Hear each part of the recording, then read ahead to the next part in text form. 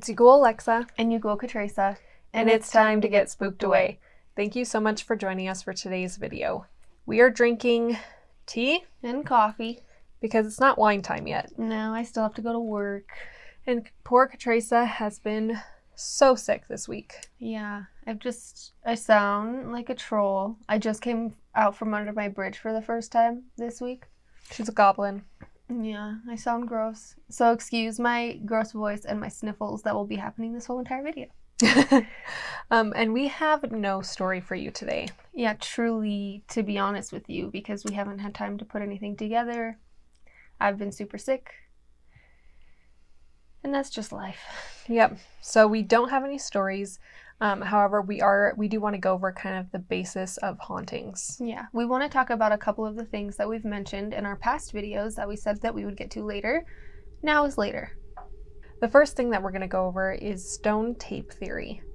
Now, if you haven't heard of stone tape theory before, I do recommend that you check it out because it is a pretty cool theory. And it's basically the theory that events or something certain that has happened can be recorded in the walls or objects around you to be replayed like a tape on a recorder in the future. So past events will be replayed, and those events usually commonly in this theory are said to be tragic, but I believe that it can be more broad than that.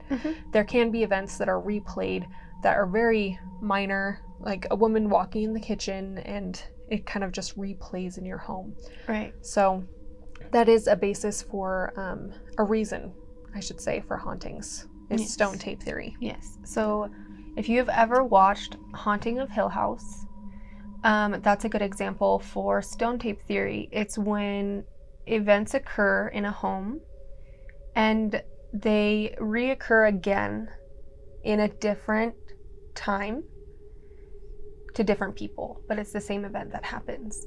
And you see that in Haunting of Hill House, how they kind of replay the history of what happened to these people and how it happens to the new owners of the home. So that's a good example if you needed one. Yeah.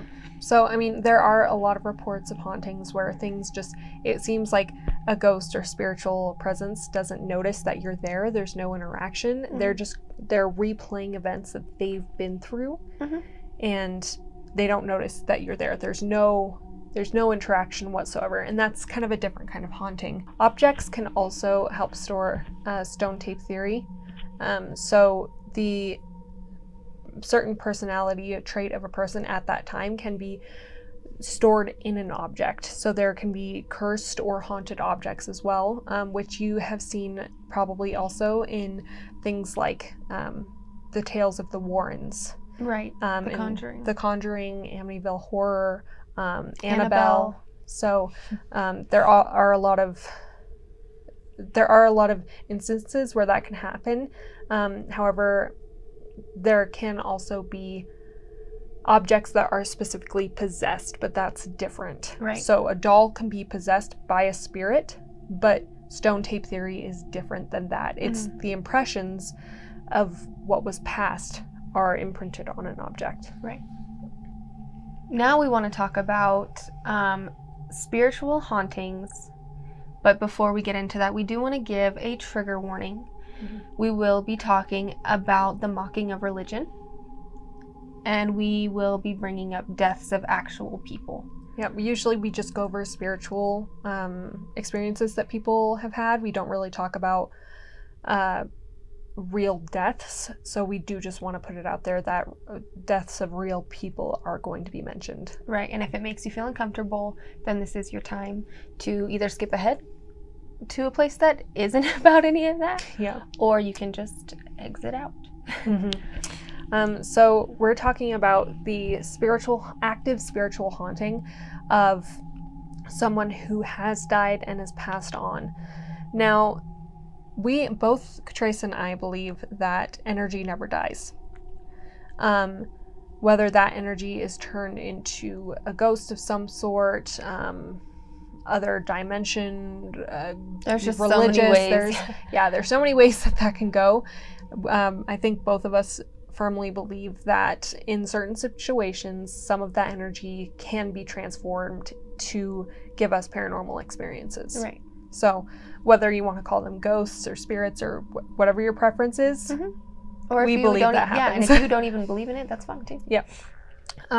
So an active spiritual haunting is when you have kind of a lucid spiritual entity that can interact with you, is understanding the situation, that will specifically do things like if something's thrown at you or if something's is scaring you specifically, though that is an active haunting versus stone tape theory. Right.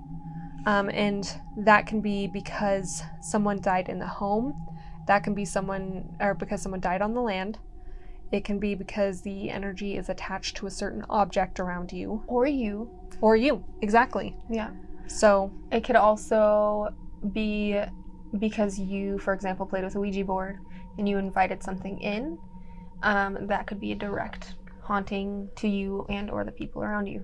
And we will cover invitational hauntings next. But we do want you to be aware that just because there is an active spiritual haunting doesn't mean it's always bad. Right. Doesn't mean it's always bad. Alexa and I have had many experiences in our lives where we've seen, felt, or heard spirits and recognized that they were there, but they had no intention of hurting us. Sometimes they didn't even know that we were there. They were kind of just wandering. They didn't even know that they were spirits. And those were harmless. They were just existing, right? And then there's directed harmful hauntings. Which don't necessarily mean demonic either. That's different. Just spiritual presences that could feel spooky to you, or you feel threatened because it's unfamiliar, which is my feeling in a lot of cases. I'm like, I don't know what it is. I'm scared. So to wrap that up, when there is an active spiritual haunting, we just want you guys to be aware that it's not always going to be bad. It's not always going to be a harmful experience. Just because something is haunted or something has unfamiliar energy doesn't mean that it's bad or wrong. Or doesn't mean you're in danger. Exactly. But moving into invitational hauntings, that is the intention where you have invited something to be around you. And usually, to be honest, usually when that happens, if you are reaching out to someone specific that you want to talk to, whether it be a relative or just someone you knew, and you want to talk to them, a lot of the time that opens a window or a door and you're not talking to that person. So invitational hauntings, even if you don't intentionally invite something into your house or around you, there could have been an invitation into the home that is now stuck to the home. So can I give you a quick example? Alexa and I accidentally, not intentionally, every day that we film and talk about these spooky occurrences, are unintentionally inviting the energy of these spooky occurrences into our home. And it's all for the joy of bringing this information to you guys. But that's an example of sometimes when it may not be like you're playing with a Ouija board. You're not doing anything intentional to be like, let's play with spirits and shit. It could just simply be talking about something that happened. Have you ever told a story and you've told this story so many times, or you experienced this and you get chills like it's happening all over again? That can be an example of re-inviting that energy in, which is kind of what we do every time we film. We're like, ghosts, spooky. Yeah. So if you have experience with invitational hauntings, that's usually not stone tape theory and usually does have to deal with active spirits that aren't always spirits of humans. So we do just want to warn, we do not condone intentionally inviting spirits. We do believe that some people are sensitive and can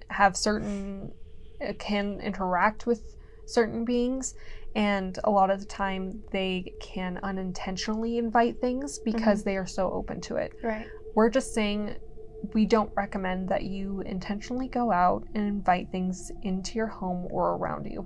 Right. Just our opinion. Yeah, that's There are solidly our consequences. opinion. Mhm, Yep.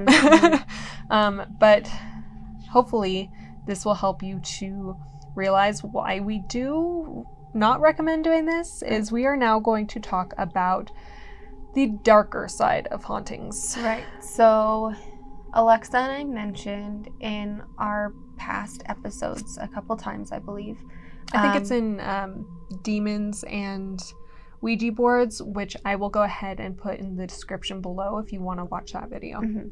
So we talked about the mocking of the Holy Trinity, witching hour, which is 3 o'clock in the morning. Some people call it demon hour or devil's hour. But the mocking of the Holy Trinity is exactly what it sounds like. It is a evil presence mocking the Father, the Son, and the Holy Spirit, those three things. Mm-hmm. So it generally, that's why 3 o'clock is this more spiritually active time for evil things to happen or bad things to happen, is because it's mocking your religion in the sense that this is something that you believe in that can protect you, keep your spiritual safety, and something evil will say, I know exactly what you feel is safe, and I'm gonna use it against you and make you feel unsafe. Mm-hmm. And this it's not only displayed in the time, but it can also be displayed in 3 knocks. It can be displayed in 3 scratches, whether it's on you, on objects, on anything else. Mm-hmm. It's very common for those 3s to come into play. Right. I'm not really sure how that comes into kind of the whole 666 of the devil. We might get into that in another time. Mm-hmm. But don't know if I feel comfortable. Yeah, I don't know. Maybe I'll do a solo episode on that. But we do know that kind of has a relationship as well. Mm-hmm. We do also want to put out there that just because you hear 3 knocks does not necessarily mean there's a demon in your house. No. I scare myself every night that I'm trying to sleep. We have a cat, and he's not allowed to sleep in our bedroom, so he stays in the main part of the apartment. And he'll play with things, and a couple nights ago he played with things in 3s. Not joking. So I got out of bed to investigate. To be honest, he's Satan a little. Oh, yeah. But I had to get out of bed to investigate, and it was just me getting into my own head. So that's an example of irrational thinking in that perspective. On the other side of it, demonic entities being in the home is not something that I think anyone should take lightly. If you believe you have a demonic entity in your home, don't sell yourself short and just be like, oh, I'm just seeing. It's better to be safe than sorry. Right. And I know a lot of people might not believe in this. We do. Which is why we're here. Yeah. So, and we do believe that you should take it seriously, depending on what your religious belief is. Do a blessing on your home. Do whatever you feel is going to be, do whatever you feel is going to be the best course of action to help with that demonic presence. It's okay to ask for help in those situations also. Yep.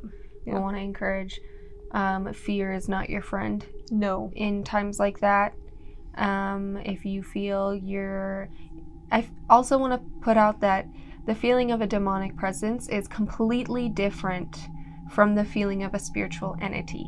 Yep. I mean, feeling a spiritual presence of just a ghost is so different than feeling something evil and dark. And you'll be able to tell the difference. And when you feel like you're threatened, when you feel too many things have happened to build up to where you are in your fear, that you've been able to confirm that this is something dark, ask for help. Yes. Don't wait. Yes. It's okay. But fear isn't your friend. No. From what we've learned and heard and discovered is demonic presences, evil spirits typically kind of thrive off of your fear. They do. They really do. They feed off of fear. So the less fearful you are, the better, but it's also best to be cautious. Just be aware and be cautious. Before we wrap this video up, I do want to touch base a little bit on structural things in your house that can attribute some hauntings. True. So, and Trace and I agreed we didn't want to talk a lot about this in previous videos, but I think it's a good time to to touch base on this. So in your home structurally, there can be, what's the easiest way to put this? Portals. So when Alexa first told me about portals, I was like, this bitch is crazy. Yeah.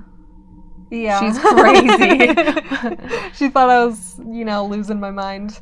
Maybe it wasn't very easy to explain that, but we're going to go over that a little bit because as Teresa has experienced, what have you experienced about portals? Exist, man. I'm done fighting about it, I know. So one of the biggest recognized portals in the structure of a home is doorways across from each other directly. So, for example, the blue house we talked about, which I will go ahead and attach that video below about our blue house and the hauntings there. We had our front door and our back door were directly across from each other, and then we had a side hallway, and the 2 bedroom doors were directly across from each other, and then the archway out of the hallway and the bathroom door were like a little bit off, but they were still like across from each other, and then the attic door was above these 4 doorways. And particularly in those hallways of the house was where a lot of activity happened. Exactly. Especially in between the front and back door. I do also want to mention that between the front and the back door, there was an archway from the dining room and living room area into the kitchen. So there was actually 3 doorways. That is said to be portals for ghosts, dimensional, whatever, So to explain a portal, it is the crossing from the spiritual world to our world, if you believe in it. I didn't believe Alexa, and I thought that she was a psychopath. I thought she was trying to scare me. I don't know. I just thought she was being all kinds of weird. Until I noticed that it was only in those spaces that we heard the constant sound of things, of people walking, which is like a big, big hint. Yeah. If you hear constant movement between 2 doors of your house that are right across from each other, and it's not a human, it's probably because you have an active portal. There are cases where doorways can be across from each other, but there is no active portal. Right. So, like our bedrooms are across from each other. There's no active portal there. I also do want to mention that when I learned about portals, we hadn't heard the walking in our house. The first time I had heard of portals, we had just moved in, and my friend, who has a little bit more experience in the spiritual nature of things, she told me that I had a lot of portals in the house. And I was like, what are you talking about? And so she told me all about portals. And after that, we heard the walking. Yeah. So I do want to mention that I wasn't pulling things out of my ass. Came from somewhere. Yeah. We promise. We also want to mention that mirrors can be portals. So, fun fact, every time I go to sleep, I have a body mirror, and every time I go to sleep, I flip it towards the wall so it's not facing us when we're sleeping. Yep. Having a mirror facing your bed at night, cover it. Yeah, I mean, if you're particularly suspicious like we are. Yeah. If you don't care, then don't do it. It's to each their own. Just in a lot of the things I've read, the community doesn't recommend having mirrors face your bed. The community. Hey, there is a spiritual online community. Okay. So that is, I think we've covered all of it. I think we've rambled for long enough. All right. So, sorry we didn't have any exact content for you this week, but thank you for watching us ramble and cover some of our bases that we haven't been able to fully cover in our videos. We've done our best to keep our videos short. But this is a long one for you because we've given you enough short videos. Yep. So we hope you enjoyed this. We hope that you take some of it to heart. And if not, we hope that you guys had a good laugh. Yeah. And I hope we answered some of your questions. Yeah. So if you have any more questions, comment below. If you want to send us your spooks, you can hit us up on our email at spookedaway@gmail.com. You can find us on Facebook at Spookedaway. Or you can DM us on Instagram at spooked_away. Yep. So visit us on all those platforms. You can email us, you can message us, and you can also get updates of our content as well. Right. And I have been getting a lot of messages, and people are asking why they are not getting notifications of our new videos popping up every week. Please subscribe below, but you also have to select the bell notification right there. Mm-hmm. So that is when you will get notified of a new video, is you select that little bell icon. To be notified. To be notified Post every week. notifications. Yep. Yeah. Yep. But also, if you do subscribe, you should be told Getting by updates. YouTube that we uploaded. Anyway. Thank you so much for watching, and we will see you guys next Sunday. Normalize the spook. Normalize that spook, guys.